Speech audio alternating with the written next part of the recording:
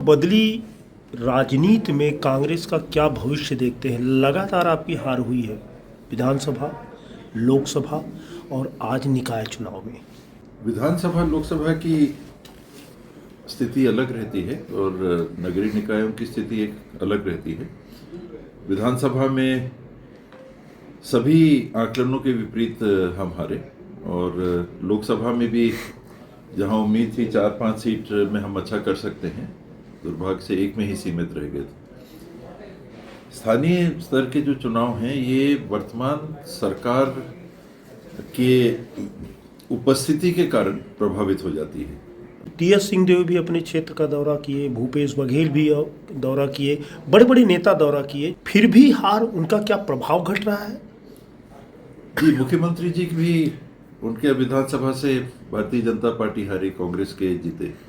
ये सही है कि भूपेश जी के यहाँ भी मेरे ख्याल से उनके विधानसभा की 3 नगरीय निकाय हैं, सफलता नहीं मिली। सरगुजा में भी सफलता नहीं मिली। विष्णुदेव साय जी को भी कुनकुरी में सफलता नहीं मिली। तो ये कारण क्या होते हैं? इसीलिए मैंने कहा कि लोकल परिस्थितियां इन चुनावों में हावी हो जाती हैं। कुनकुरी में तो सत्ता भी थी, फिर भी हारे। दिल्ली में छत्तीसगढ़ की संगठन को लेकर क्या चल रहा है? बदलाव की बहुत बयान चल रही है। इसमें ऑल इंडिया कांग्रेस कमेटी स्तर पे ही पूरे देश में बदलाव चल रहा है। प्रदेश कांग्रेस अध्यक्ष या संगठन में कोई बदलाव के संकेत है? मेरे को तो नहीं है। मीडिया में चर्चाएं हैं और लोगों के बीच में चर्चाएं फिर उसके बाद हो जाती हैं।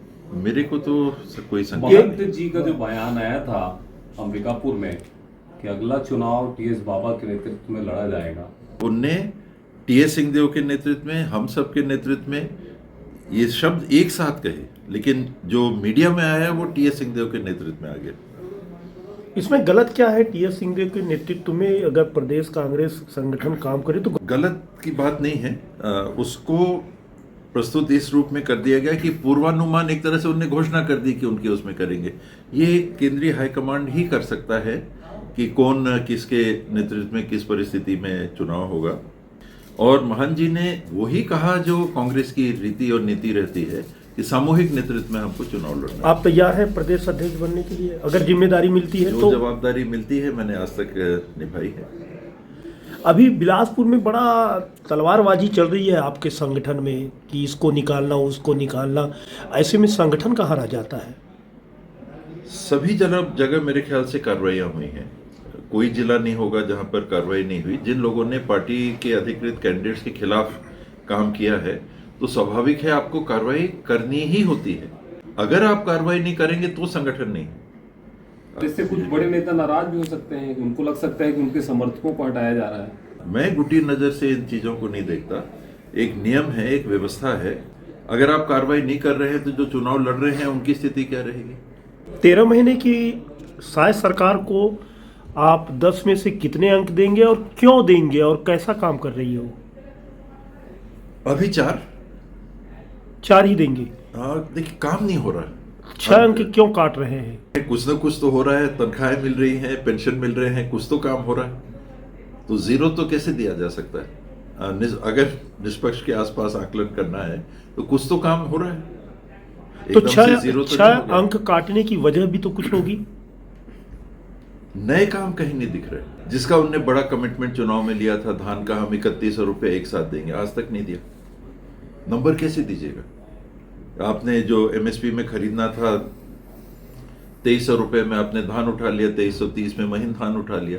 और जो आपने अपने संकल्प पत्र या घोषणा पत्र प्रमुख बातों में से इस बात को रखा था कि 3100 रुपये देंगे, आप दे पाए क्या? आप नहीं दे पाए। और एक साथ देने की बात थी, चुनाव के पहले भी दिया हो तो प्रलोभन की कैटेगरी में आएगा कि नहीं? ये चुनाव आयोग को देखना कि मोदी जी ने अपना सारा प्रचार जो कर रखा है वो हिंदुत्व के अगल बगल धार्मिक भावनाओं को उभार के उसमें अपने आप को बचा के रखना या सुरक्षित रखना या प्रोजेक्ट करना, उनने ये स्ट्रेटेजी अपना रखी है। तो उस हद तक जब लोकसभा के चुनाव आते हैं तो वो फैक्टर सामने आता है। आरएसएस और बीजेपी पूरे देश में जो आज़ादी के पहले करना चाहते थे और उसी दिशा में अब शने शने करने की स्थिति में दिखते चले जा रहे हैं। प्रयागराज का भगदड़ और कल मेट्रो का भगदड़, इसके किसके लिए कौन जिम्मेदार है? प्रशासन निश्चित रूप से, इसमें प्रशासन की व्यवस्था है और प्रशासन के साथ में सरकारों की जिम्मेदारी है। उससे पीछे हटने का तो प्रश्न नहीं होना चाहिए। क्या इस्तीफा जैसी बात सामने आती है जब हम मेट्रो रेल की बात करते हैं या उत्तर प्रदेश प्रयागराज पहले की ये बात बात? होती थी, अब तो दुर्भाग्य से नैतिकता पीछे होती चली जा रही है सार्वजनिक जीवन में। पहले यही बात होती थी, शास्त्री जी ने इस्तीफा दिए थे। राजनाथ सिंह जी ने कहा है कि इस्तीफा का सवाल ही नहीं उठता। अगर आपको ऐसा लगता है कि देश के प्रति आपकी कोई ऐसी जवाबदेही है तो निश्चित रूप से इस्तीफे की बात सामने आनी चाहिए। अमेरिका से हमारे देशवासी बेड़ियों में लाए जा रहे वो हैं, सवाल था कि डोंकी पर आप क्या प्रतिक्रिया रहेगी? इसमें हथकड़ी लगा के और पाँव में बेड़ियां लगा के पहले एक खेप आता है, फिर अभी दूसरा खेप आया और सुनते हैं कि वही स्थिति है। ये इस्तीफे के प्रमुख आधार होने चाहिए। यानी कोलंबिया जैसा देश अपने वाहन को भेज के, अपने हवाई जहाज को भेज के अपने नागरिक जो गलत तरीके से उस देश के कानून के विपरीत उस देश में प्रवेश कर जाते हैं और काम की तलाश में जाते हैं, वो प्रबंधन कर लेता है। ये भी तो एक अपराध है बाबू। अपराध तो है ये कि आप डोंकी सिस्टम से गए हैं। आपने उस देश के कानून को तोड़ा, आपकी सजा है डिपोर्टेशन, फांसी नहीं है। उस देश में आप फांसी भी लगा सकते हो, गोली भी मार सकते हो, वहाँ जेल में बंदी भी रख सकते हो, पर आपका मकसद क्या है कि हमारे देश में बिना हमारी अनुमति के आप आए, हम आपको वापस भेजेंगे। कानून ये कहता है, तो वापस भेजेंगे हथकड़ी लगा के। इसके लिए जिम्मेदार कौन है फिर? सरकार, देश की सरकार, विदेश मंत्री, साथ में प्रधानमंत्री। राष्ट्रीय राजनीति में आप अपनी भूमिका को क्यों नहीं देखते हैं? पिछले चुनाव में पराजय के बाद में ये निर्णय अपने लिए किया है और ये लक्ष्य रखा है कि आने वाले शेष बचे 3.5 सालों का वो अंबिकापुर विधानसभा, सरगुजा जिला, सरगुजा लोकसभा, सरगुजा संभाग, जहां 14 की 14 सीटें कांग्रेस की आई थी और अभी 14 की 14 सीटें बीजेपी की गई, इसमें कांग्रेस के लिए हम सुधार करना। तो ये मेरा पहला टारगेट है और उसके साथ में छत्तीसगढ़ में मैं क्या कर सकता हूँ पार्टी के लिए, उसको जीत की तरफ ले जाने के लिए, ये मेरा साथ का दूसरा लक्ष्य है।